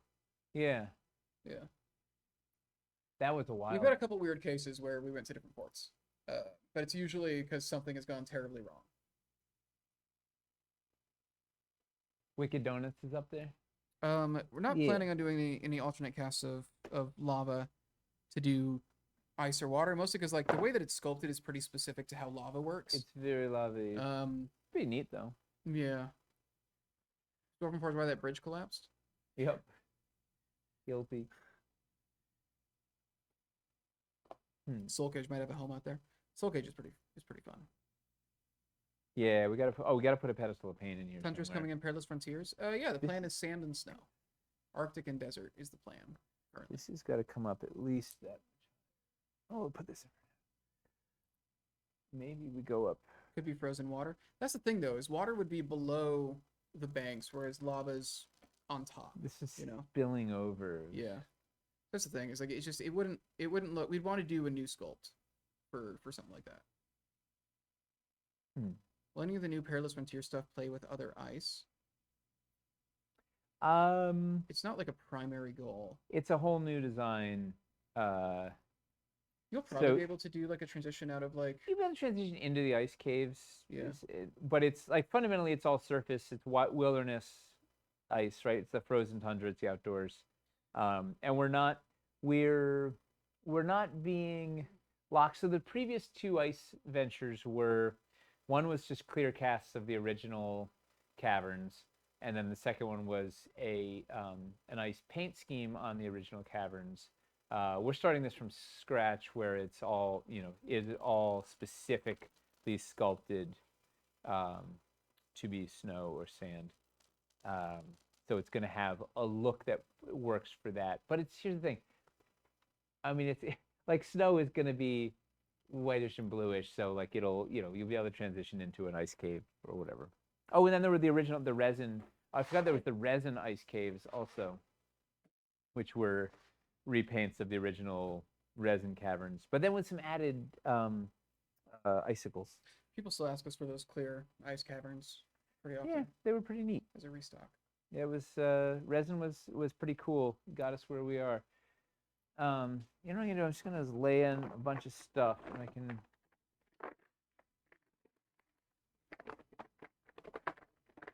I used to. I mean, I still do. I try and think a lot about a build, and I've been trying to just not think, like just build rapidly and then iterate and change. Even if I have to change 80%, sometimes it's faster just to have the thing down, and then just noodle it. Is revisiting castles anywhere on the radar? Not as like a project to redesign it yet. However, it's a dream. The next restock after this one is gonna have some new castle compositions that we're working on that pretty exciting. Should open up a lot of stuff that's been hard to do for a while. I posted them I've talked about it in the Discord a bit, but basically it's 4 new sets that, combined with the watchtowers and wall sets and stuff that we do have in stock, you should be able. It's all the tools to basically combine those to make corner towers, and stuff like that. It's pretty awesome. So there's like 2 sets that you can use to do corner towers. There's 1 set that is to do inline towers, like what the artillery post does. And then there's another set that is basically a collection of castle stairs, so that you can do a way to climb up onto the castle walls from behind, like you can see in the artillery post or in the large corner tower. Because basically restocking those constructed castle sets, we were looking at it, and it was like they wanted us to order like 700 That's a lot. of each of them, and we're looking at that, and it's like we'd be spending, looking at like reordering the corner towers and the corner walls and stuff. It was like, oh, that's a lot of repeat pieces, and we'd be taking on like near half $500,000 worth of in inventory, and it would knock off it. So basically it was like, okay, well, if we can design the tools for this, and this way we're not restocking a bunch of different sets that have the same pieces. So these new sets are basically going to have the stuff that hasn't been in store. And the goal will be that we can make bundles where it's like you grab that transition pack and a walls pack and the small watchtower, and now you can do the small corner tower set, or replace the small, that kind of stuff. That's the idea. It should open up a lot of building possibility. Yeah, that's the idea. It's gonna be really cool. Yeah, and the idea, and if those can all be sub $100 sets, we're busy. That'd be very nice. So that's what we're figuring out some of the details on that still. But that should open up a lot of stuff for castles that's been missing. God, I forgot I have to. So we could definitely have to have a pedestal in here. Yeah, the MOQs on. It's just the issue with making big sets in general. Is usually they'll really stick us on the MOQs the bigger the set is. Yep. It's minimum order quantity for people that don't speak yes, manufacturing slang. It's why we've done things like Dungeons Reforged is when we've got these encounters that are hundreds of dollars, when they say like, well, if you want to reorder this, you got to order 600 of them. We're like, we'll sell maybe 50 of these in a year. It takes a long time to work through a lot of this stuff. Yeah. And that eats up a lot of our capital to sit on, yada yada. Any streets to terrain tray transition piece for Cities Reforged? Street to terrain tray, not currently.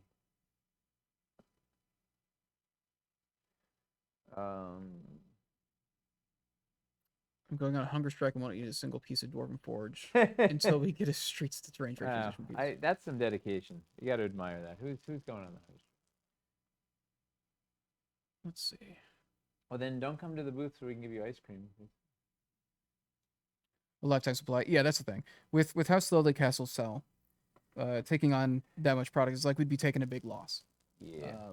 It would take a couple years for that product to pay for itself, and we can't afford to do things like that. It just ties up a lot of capital. I'll tell you what though, man. Castles are so fun to build with. Mm-hmm. I mean, just building a bunch, like it's just, I don't know. They really are, like we got to get there at some point because they're Since it's Adepticon, you should have a bunch of corn minis or fire slayers in the build. Oh. I think Hamster has a bunch of fire slayers. I don't think they're painted up. He might have painted them up. No, but he does like a challenge. I don't know if we have corn. No corn in the house. We've got over half of the we have like over half of the armies in the office in some capacity, but I don't think we have corn. The fire slayers would look really cool with this stuff. Mm-hmm. Big naked dwarves, orange mohawks. I know you showed new stuff last week, but what city stuff is getting reforged and resculpted? The big things are Tudor, and the streets. Those are the big existing pieces that we're like magnetizing or adding, like biscuits and stuff like that too. That's stuff that's being like reworked. Mm-hmm. And then we have some greenery that's new and exciting. There's more conceptually exciting. There's more like new sculpts in this than Dungeons Reforged. I'm pretty sure. Yeah. 100%. But there's nothing like, Sinister paint scheme though, where it's We're not doing like new alternate paint schemes on old pieces. Not yet. Yeah. People are asking for beans. We'll show a bean at the end. Yeah. It's not painted. Just start hiding a cow in every con build you do. A cow? Yeah. Well, why a cow? I don't know. All right. Sounds good. I don't know if it's the dead cow ammo. The old dead cow. You know, Yeah. instead because it's got X's over its eyes. It's a missed opportunity. I tell you. I think it is got. Will there be Tudor double high wall and double high posts? Yes. That's part of the Tudor expansion. Is we're getting into double high. Yeah. Yeah. We're giving Tudor the low town treatment. So a lot of those new shapes. Well, no, just the. That's how I get people's hopes up. Just narrow and double high. Narrow and double high. Yeah. Yeah, we did not do a big diagonal or like. Yeah, there was limits. We want to. I mean, that's the thing is our appetite. You know, we want to do everything and want to keep adding and yeah. How much originally intended for Hightown makes it into Cities Reforged? A little bit. Just definitely we're peppering in some bits. Well, a good amount of these concepts. Yeah. I think the grass. The Tudor stuff was already sculpted. Mm-hmm. The grass was sculpted for Hightown.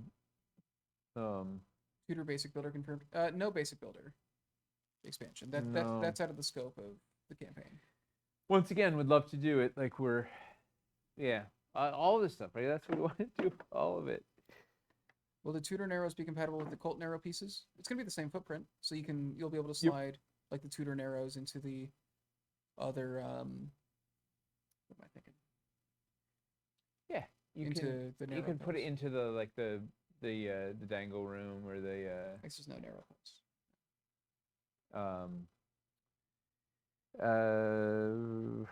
What else takes narrow? The diagonal, the small diagonal. Did I miss something? Is Hightown dead? No, it's just it's just the approach is kind of, instead of it being a campaign that looks like the way that Lowtown did, it might end up being a number. Its stuff might be just kind of put into a number of smaller campaigns. Well, believe it or not, we were originally going to do what Lowtown was. Like Lowtown and Hightown were Cities Untold. So it was all the Lowtown stuff plus new Ashlar Stone plus Tudor remaster plus greenery. Like there's like 400 sculptures. Like I don't know. It's like it's just not possible. But we will. We like to keep a lot of irons in the freezer. So we got a bunch of good ammo for Hightown at some point. And some of the stuff's coming out, right? The Tudor stuff, expansion stuff we did will be in there, and we'll see. Would it include modular roofs, or would those just be in the store? Just in the store. Yeah. The goal is to just have. We're not gonna repeat stuff that's available in the store. We're not gonna have in the campaign, right? Because it's. Mm-hmm. And if they do sell out right away, probably what we're gonna do is get a restock order going pretty fast. Yeah, rather than wait, because anything in Cities Reforged is gonna have to wait for all the new tooling. Yeah. So a restock will be faster. So we'll get cult stuff back in faster by decoupling it from, like, we don't want it to be tied to the campaign. Any chance of double high corner supports? Double high corner posts? Yeah, if you mean the corner posts, yes, we're going to be doing double high corner posts. If you mean something else, can you clarify, please? Is your opinion changed on restock campaigns? Yeah, they're great. If you mean like doing a campaign just for a restock, I think that's like still... the reforges. Is that what it means? Like reforges we're liking. I think doing a campaign where it's like we're not doing anything except just a plain restock of existing sets. That's still not really our vibe yet. Yeah. It might change in the future. But if you mean reforges, so we love that. Like it's been really fun. The banister posts for making arcades and holding up overhangs. Do you mean like the facades, like the corridors? Or the banister posts, the posts. Oh, the double high. Okay, like in the Grand Promenade pack. I think that's what you're talking about, right? Banister posts making arcades and holding up overhangs. Yeah, he means the Y-shaped thing. Oh, double high. Oh, that would be awesome. No, but at some point, that's a good. Yeah. Now we were trying to do. We were trying to do the minimal amount of like necessary pieces so that we could fit in as many spicy pieces as possible, right? Like we wanted to put in all this fun greenery and whatever. So Yeah. instead of having a bunch of different corner posts or whatever, we're just like the regular and the double high and get out. And like just trying to do kind of the minimum amount of core stuff you need to keep that moving, and then go to Ham Planet on the spice. Yeah, the Dwarven Forge motto is to do the bare minimum. Right? I think that's basically what you should That's the takeaway of tonight's episode. Yeah. Trying to get away with as little. And be as imprecise as possible. Yeah, we want to do as little as possible. Yeah.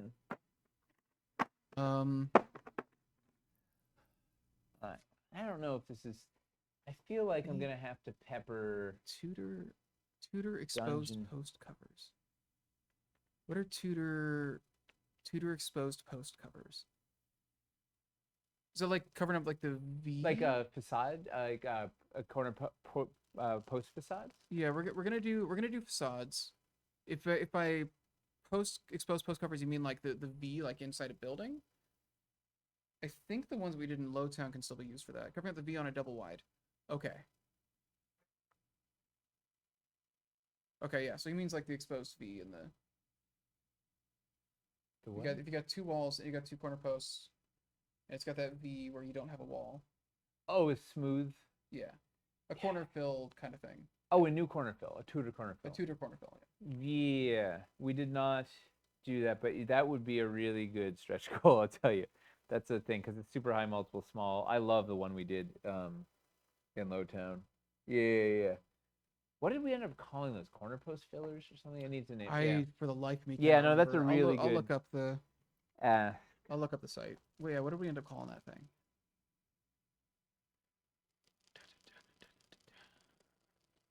huh. I gotta do some. It wasn't called a corner post filler because that's the. Yeah. It's a different thing. It's like a decorative post filler.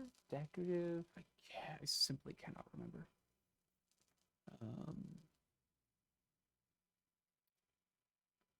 God, what sets was it in? Was it in a dressing pack? How did we even sell it to people? It was in 2 packs. There was a treasure chest and there was one that was decorative corner posts, which I think was that, and the one with the Y, the banister corner post. Wooden corner post fillers. Did we call them corner post fillers? Apparently, if that's what the internet says. All right, I guess we did call it a corner post filler. Which I guess is different than a corner fill, but yeah. Yeah, we don't have any plans to make a new one though. Although the ones from Lowtown should work great on those. The Tudor and wood just mixes really well. We didn't make. What's up? We didn't make elevation blocks in Sinister. Huh. No, we didn't get into the elevation. That was another thing that I think that was like the second elevation set. We were like, maybe we could add that because it would just be one sculpt. We did the bridge though, right? The dungeon. We did the bridge. The bridge is the one elevation set we did. Here, huh? I think that is probably the first thing we would do to expand Sinister is get into the elevation stuff, and probably do it straight to store. Because we could get a couple sets with just doing a few more extra pieces, but the factory's already doing a lot of new ones. I keep calling it a cornerstone facade, and that's also not the name. You mean arches and blocks, etc.? Yeah, that elevation system. The only elevation pieces we did in Sinister were the bridge. What do you want a Sinister elevation block? What you just want to make them? You just want to put them up there? I wanted to bake them in. I wanted like. I kind of want to rim this whole thing with Sinister Dungeon. Like, ideally, there's like a wall of Sinister Dungeon on either side. You could just use. I could reverse the walls. Yeah. Yeah, but I think that's the best bet. It just eats a lot of pieces. Yeah, I mean, like the elevation blocks look neater. It's like the same amount of pieces as using elevation blocks, but it's not as stable. Yeah, they have the little pillar on the side. It just looks. It would look neat. Because I kind of wanted to capture the magma inside the dungeon, and right now it's just sort of a magma build. So I'm You like, want to ask Hamster to just like do however many of them you need? no, Speed that's paint? not fair. That's like, I'd rather have him paint fire slayers. They're saying, That's fair. I'd rather, um, no, I have like, I don't want to, I don't want to cheat. I want to use. Let's see what we have. I'm trying to think if we have anything. Let me look at the Sinister collection. Do we have anything that we can No, repurpose? it was a point of contention. We Was got the dread pit. Well, I don't know. People wanted everything. We did have the deises. They wanted. We had a good problem, which was They wanted everything. yeah, people Yeah. wanted literally everything, and that just wasn't Once possible. again, good problem. Yeah, it's a good problem to have. Still problem, but but it's yeah. good problem. Let me do that sort of thing. Sinister elevation coming sooner than planned due to Nate. I think it is. I will probably end up doing it like next year or something, straight to store because it wouldn't be that difficult to do. We will just pick like a restock, make it part of the store event, just do a Sinister. It wouldn't be the hardest thing in the world to do. Okay, I'm gonna look at the Sinister pieces real quick. If we, You've got the Alright. standard walls. Any of the long walls are gonna be. I need some elevation. I got to get something. I got to bring these up.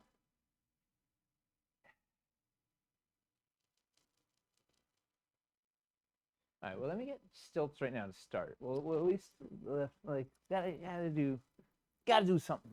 Do something spicy. Yeah, the best bet really is just gonna be doing the standard walls, I think.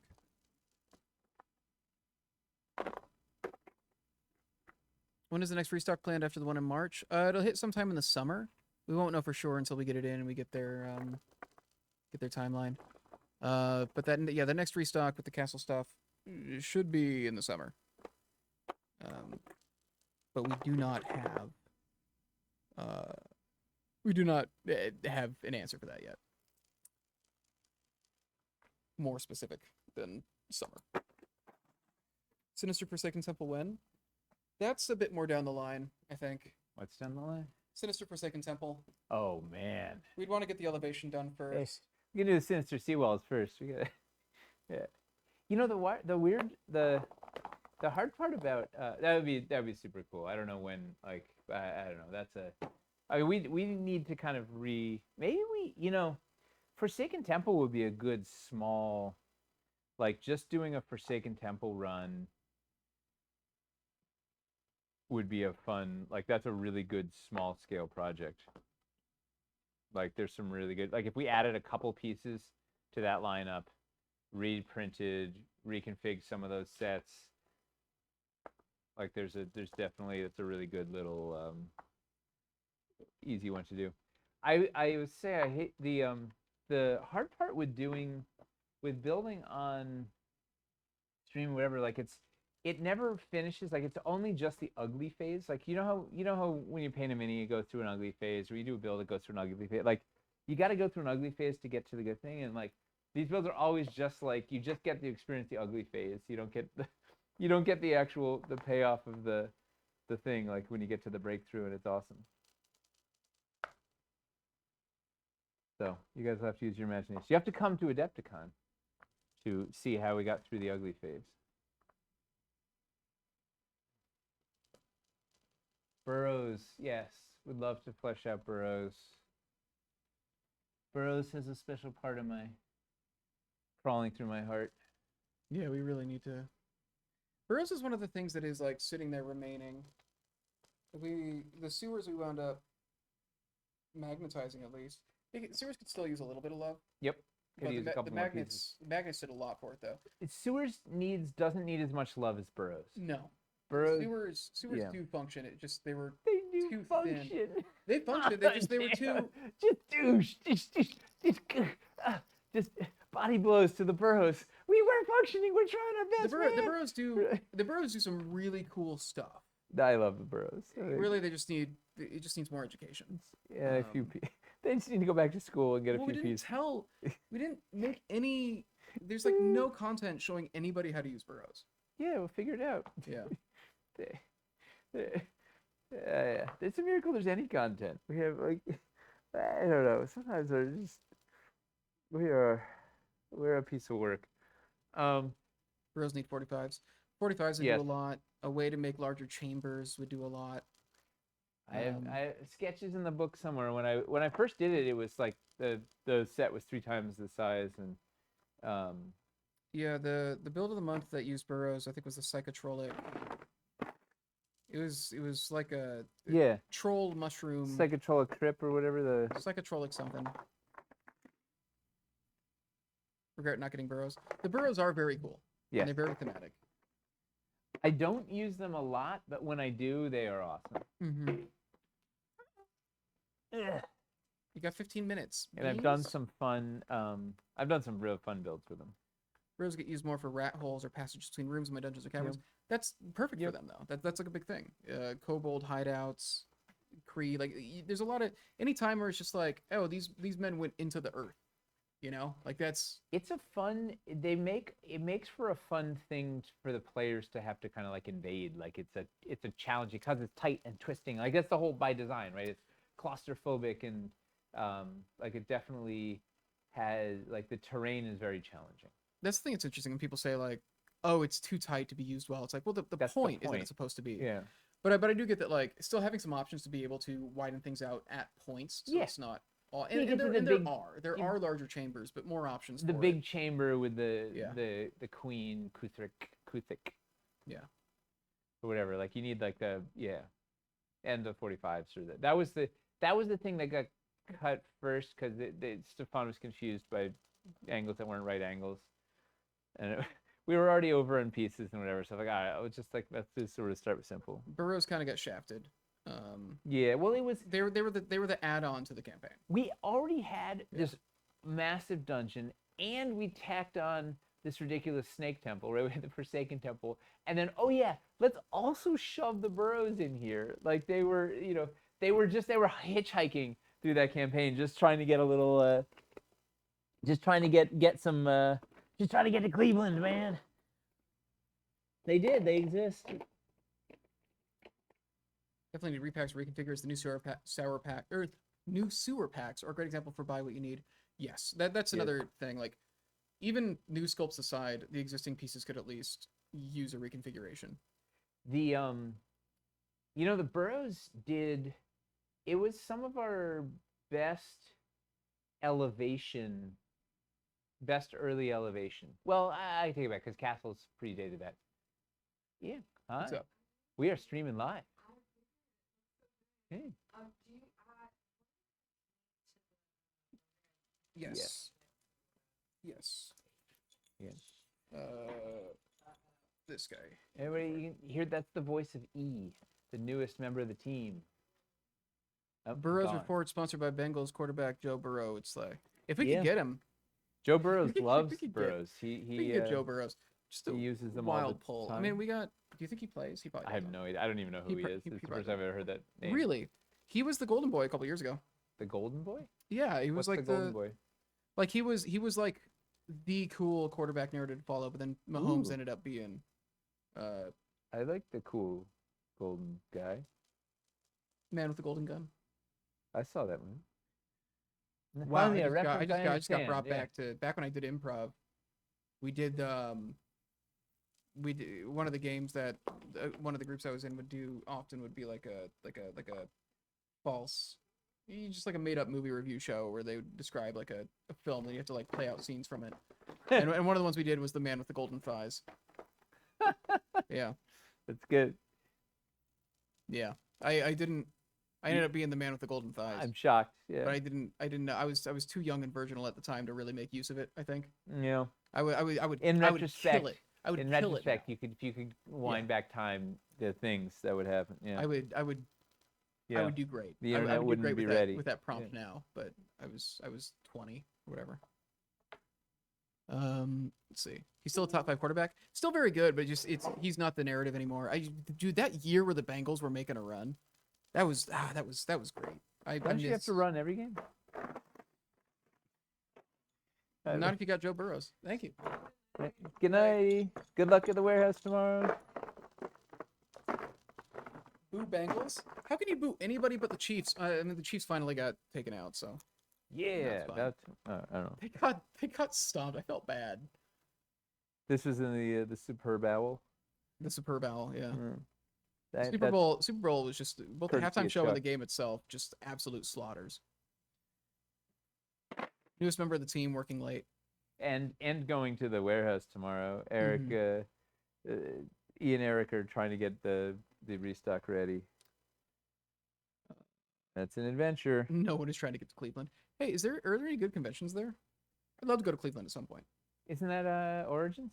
Oh, you said good convention. Oh, zinger! No, I had a good time the last time I was at Origins. That's when I put blood on I've heard Perkins. Origins is like more of an industry convention than it is. It's just sort of consumer falling convention? apart a little bit. Oh, I don't know. Doug goes there because Archie Magnus, because he lives right there. love that stream with the football players. It's one of my favorite things I've done. The football, the athletes in athleisure. which was actually a pivot. It was supposed to be Johnny Stanton, and getting Myles Garrett was a pivot. That was like the day of or something. The day before. It was like the day before. We were supposed to have a wrestler on in the third slot. It was going to be just general athletes, and then the wrestler that we had got pulled for a promo that he wasn't expecting, and so he couldn't make the day anymore. And Johnny Stanton is like, Yeah, he was like, I can bring Miles on. And that was a last minute. Getting Myles Garrett was just a last minute. Johnny was like, oh, I can get this guy. it's just. And we were like, okay. When did All right. that happen? And like. Yeah, that was just a last minute. As it is. Just... Yeah, it's still okay to boo the Chiefs. Nice. Oh, the Bean. Oh yeah, we got to do a Bean at some point. Oh boy. Oh yeah. Was that Xavier Woods? It wasn't Xavier actually. Although it'd be cool to get. We could probably get Xavier on at some point. I've talked to him a couple times, just doing the Yak Inc. stuff. He's very cool. No, it was Brandon Cutler was supposed to be. Brandon Cutler was supposed to be on that stream initially, and then he got pulled for something at the last minute. Would love to get Xavier on for something though. You were the #1 seed on that Super Bowl run. That's what made the Bengals story so good though, is they weren't supposed to get where they got. Wild year. Hasn't Xavier come by the booth? Yes. Yeah. Xavier Random Cutler's come by the booth too. He has. It's wild the like. He has. The random like celebrities that just happen to wander through, not happen to, there are these conventions. It's just like you never know what's like when what's his name from South Park, Trey Parker? Trey Parker came by the booth. Came by like what, Gen Con? Yeah. Huh. Yeah. Wild. Yeah, and he was like he was out of his mind. He was in another. He was on who knows which universe he was on, but he was enjoying our stuff. Yeah, he's go figure, big loves D&D. Who was it that brought him by? Somebody was. Oh, I need you to get the bean. Go get the bean. Yeah. Let's make it something they've already seen. Yeah, that would be hilarious. They'll never know. Was it the game depressed for months? I'm so sorry, man.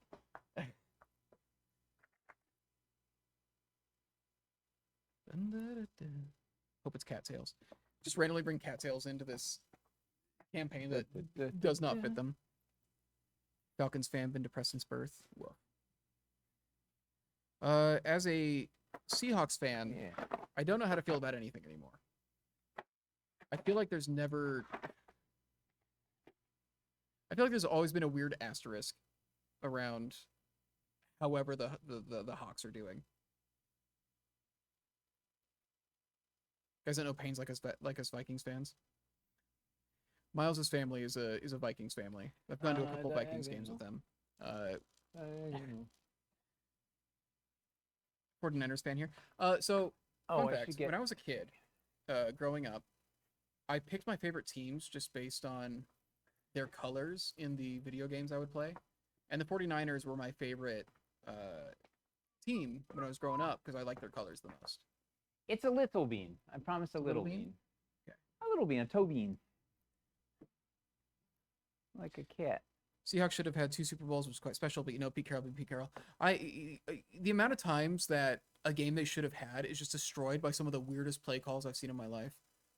I don't get it.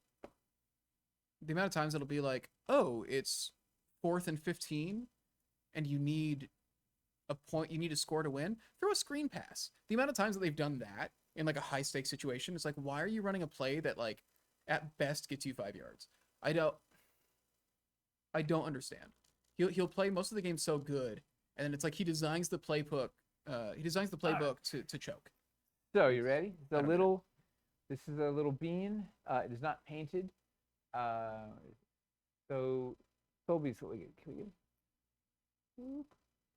All right. So Toby sculpted this little guy. This is the Tudor narrow window, and why I love this was so the inside. Right. This is the stucco. This is all wood. Right. And then there's a little stucco, I guess, at the top there. And then this side, you can sort of see there's a cool little overhang, right? It's got, once again, hard to see because it's not painted yet, but it has this really nice, it breaks the surface really nicely. It has this cool little built-in, oops, I keep built-in window. And it'll take, right, we'll have a little slot in there for the window pane. It'll take the shutter inserts stuff, and it'll fit into the same.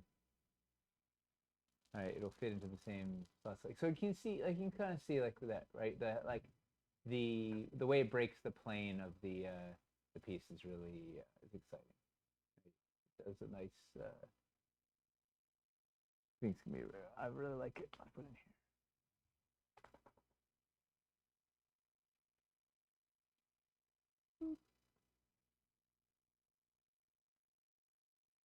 Yeah, look, character.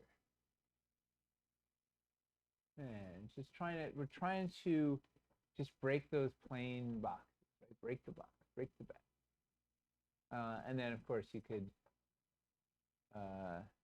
turn it around backwards if you want, if you have more of a plain window on the outside. I think people are mostly going to do this because it just looks neat. And then you can put your shutters, your armored shutter in that or something. Also, it's going to have very little stucco, right? It's going to have just on the bottom there, and that's it. So like you could probably put it in your rustic wood builds. Also, it'll probably look neat. Or you could just paint that stucco brown, that one else, put it in. Right? It's going to be a nice variety. Nice variety. Yeah. All right, that's your bean. I hope it is hearty for you. Yeah, Toby is killing it. So the tomorrow we got a hobby hang. You know what's hanging on the hobby hang? I was gonna ask if Hamster's back, but yeah, he was just in today. I saw him. You talked to him. Yeah. It was a meaningful conversation, clearly. Yeah, I had a very. I don't know if you ever heard any of that. No. It's a conversation you shouldn't have in a place of work. Oh, good. Let's see. I mostly just mess with Hamster when I see him. Yeah. How much more would it adjust the price if the spacer had metal in the middle to introduce a spot to hang pieces, randomly have a magnetic wall? I don't know if we could put enough metal in. Ooh, that'd be a tough sandwich. That would be really cool. But here's the thing. Wait, you're trying to put a spacer in between two walls to hang a thing. What are they trying to do with it?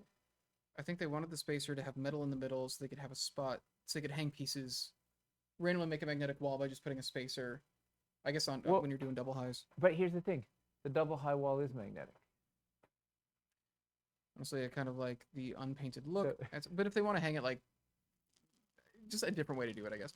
I don't think the spacers are large enough to take metal, I guess is really the... But what would be cool would be a biscuit insert that was like a little flat wood sign, just a flat plank of wood that had metal in it. So you could put that in any biscuit slot and then hang something off of it, right? Put a crossbow trap on it. Yeah, put anything you want, right? So then you could put it in the slots of the spacers or in any insides or things, whatever. So it kind of accomplishes the same thing, but with a separate piece that could take the metal, and then you could put it anywhere. Hamster has John Candy energy. Yeah. Yeah. If anybody's gonna the lovable, lovable, huggable, sweet, like I could see. He's just like an endlessly kind human being. It really is. He's the Midwest. He really is. Are you still doing the magnetic quest board? Oh, It's not going to be in cities, but it's percolating. It's a good idea. We like good ideas. Yeah, it's a thing. I was talking to Tyler about it today, whether it's something we could manage with this campaign. We are so already over where we should be. Mm-hmm. But yeah, that kind of. I mean, that's the first time that's ever happened to us. Also, one thing we did talk about though is the most likely way that would work is for it to be a freestanding kind of bulletin board thing, as opposed to that elaborate magnetic thing. But it's still like a The main thing is it doesn't seem like we can do it in this campaign. No, we already have more pieces than we should, and we're barreling down the runway towards launch. Like, mm-hmm. I mean, we're looking at maybe we got a lot. We got more than dungeons. A matter of months. Like, so we need to. Oh yeah, we're supposed to launch in 3 months or whatever. Like we're cooking. Is there anything else? That's the problem with sort of developing before, like the old days we've been developing right up until the point of launch, and now we're like ahead of ourselves onto the next thing. Anyway, so we'll be back next week. We have 2 more streams, and then we go dark and go to Adepticon. Is there anything you guys would like to see on a stream? Do we need a topic that we haven't?